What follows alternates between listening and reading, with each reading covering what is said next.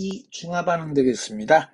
자, 산과 염기의 중화반응이라고 하죠. 흔히 산은 물에 녹아서 수소이온을 내는 물질, 염기는 물에 녹아서 수산화이온을 내는 물질이기 때문에 H 플러스와 OH 마이너스가 만난다면 플러스와 마이너스 1, 플러스 1, 마이너스 1이니까 1대 1로 반응을 해서 물이 생성이 되는 것이고요. 이때 산과 같이 결합하고 있던 음이온이 있을 수가 있고 바로 염기에 그쵸? OH-와 같이 결합하고 있던 양이온이 있을 수가 있게 되는데 이러한 양이온과 음이온에 의해서 생성된 물질을 저희는 염이라고 정의를 내립니다. 자, 그렇다면 이러한 중화 반응은 과연 어떤 형태로 일어나는 것을 가장 대표적인 예, 묽은 염산과 수산화 나트륨의 반응을 통해서 알아보려고 합니다. 자, 묽은 염산은 보는 바와 마찬가지로 수소이온과 염화이온이 1대1로 존재하고 있고요. 수산화나트륨 역시 나트륨 이온과 수산화이온이 1대1로 존재할 수 있게 되는데요. 이때 플러스와 마이너스이기 때문에 중화반응에서는 수소이온과 수산화이온이 서로 인력이 작용될 수가 있고 마찬가지로 염화이온과 나트륨이온이 인력이 작용할 수 있게 되는데 이때 오른쪽 반응에서 보는 바와 마찬가지로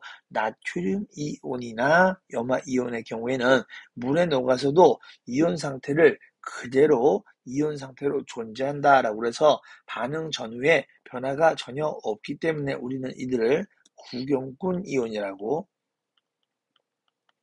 정의를 내리게 되겠고요. 반면 바로 수소이온과 수산화이온은 이들이 결합을 해서 바로 전체 분자의 형태, 즉 이온의 형태에서 분자의 형태로 변화가 있기 때문에 바로 이와 같은 수소이온과 수산화이온을 이 반응에 알자 이온이라고 정의를 내릴 수가 있게 되겠습니다. 그래서 수소이온은 산이 가지는 공통이온이 되겠고요.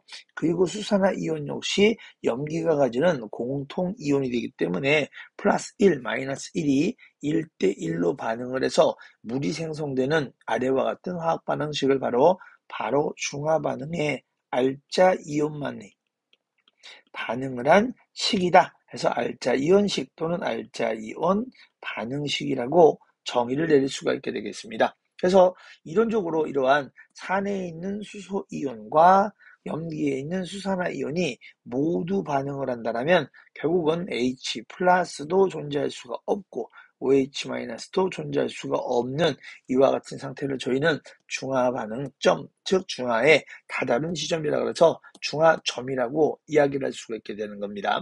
그래서 바로 중화점에 다다를 수 있는 이온들은 결국 알자 이온인 수소이온과 수산화음이온에 의한 것이고요.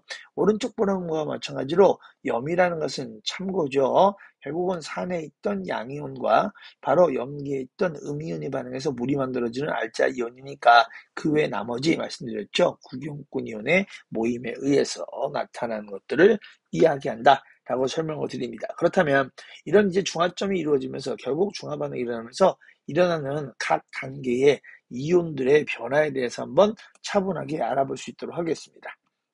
자, 보는 바와 마찬가지로 가로 3번 이온수의 변화와 용액의 액성에 대해서 알아볼 텐데요. 만약 용액 안에 수소이온이 있다면 당연히 용액의 액성은 산성이겠고요. 중화반응이 일어나서 이렇게 수산화이온이 들어가서 중화반응이 일어나도 결국은 수소이온과 수산화이온은 공존할 수가 없기 때문에 중화점에 다다르는 지점까지는 계속 산성에 유지되지만 자, 중화점에 다다르게 되면 결국은 수소이온도 없고 수산화이온도 없고 그들이 1대1로 반응해서 반응한 만큼 물이 발생하는 것을 알 수가 있게 됩니다. 그래서 이러한 물의 생성에 의해서 결국은 중화점이 중성인 지점이라면 결국 수소이온도 존재하지를 않고 수산화이온도 존재하지 않는 지점이 되겠고요. 이 이후에 염기를 계속 지속적으로 집어넣어주면 용액의 액성은 수산화이온의 존재 때문에 염기성으로 전환이 되는 것을 알 수가 있죠. 자, 그 덕분에 이들 반응에서 나타나는 각각의 이온들의 특성을 보시면 가에서 나에서 다에서 나로 가는 전체적인 과정을 한번 각 이온수의 변화로 저희가 다시 한번 살펴봤더니요. 첫 번째, 알자이온인 수소이온과 알자이온인 수산화이온은 수소이온이 존재하는 곳에는 바로 수산화이온은 존재할 수가 없고요.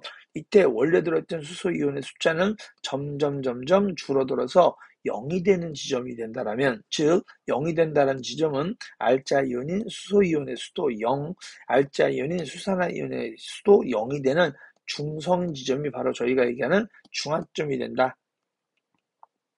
라고 이야기할 수가 있게 되겠죠. 자, 이 반응까지 해서 나타나게 되겠고요. 그 이후에 수산화이온은 당연히 1하고 점점 나타나고요. 만약에 여기가 저희가 임의의 마가정을 만들어서 동일한 양을 집어넣게 된다면 다시 2로 늘어나게 되는 것을 알 수가 있게 되겠죠. 자, 지금까지 알자이온을 정리해봤다라면 그럼 구경꾼 이온은 어떤 변화가 있을까요? 했더니 원래 들어있던 구경꾼 이온인 염화이온은 반응에 참여하지 않고 원래 양이 그대로 유지가 되는 2222가 그대로 일정하게 유지가 되는 특성이 있다라면 첨가된 구경꾼 이온인 나트륨은 없었다가 수산화이온 들어갈 때마다 1, 2, 3 말씀드렸죠. 만약 임의의 마가정이 있다라면 4 이런 식으로 지속적으로 늘어난다는 것을 알 수 있게 되는 겁니다. 그래서 이와 같은 반응에 의해서 오른쪽에 있는 그래프 잠깐 살펴보시면은요, 항상 마찬가지인 거죠. 알자이온인 수소이온과 수산화이온은 공존하지 않고 수소이온 점점 줄어들고요. 수산화이온 점점 늘어나게 되는 것이고요. 어디에서? 중화점 이후부터요. 구경꾼 이온인 염화이온의 숫자는 지속적으로 유지가 되는 것을 알 수가 있고요.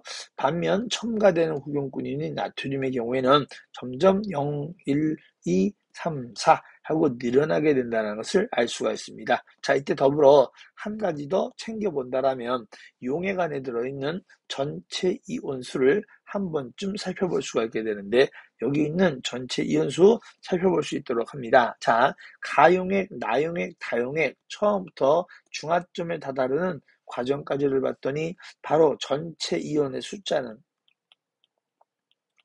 용액 안에 존재하는 이온수의 합이 되기 때문에 2, 4, 1, 2, 1, 4 마지막으로 중화점 2, 4가 돼서 중화점까지는 일정하게 유지되는 특성이 있고요. 그 이후에 2, 3, 1 하고 나와서 6개로 늘어나게 되는 것을 알 수 있게 됩니다. 그래서 이와 같은 지점이기 때문에 결국은 수소이온과 수산화이온의 그래프에서 그래프가 꺾이는 지점과 다시 한번 이온수의 변화가 일정하다가 꺾이는 지점이 되는 이와 같은 지점을 저희는 중화점이라고 판단을 내릴 수가 있게 된다라는 부분을 꼭 기억하셔서 중화반응의 양쪽 관계를 확인하실 수가 있게 된다라는 것이고요. 자, 이를 바탕으로 오른쪽에 참고로 중화라는 정의라든가 염산과 수산나트륨 수용액 반응에서 나타나는 액성에 따른 이온 숫자가 왜 이와 같이 차이가 나타나는지를 보고 계십니다만은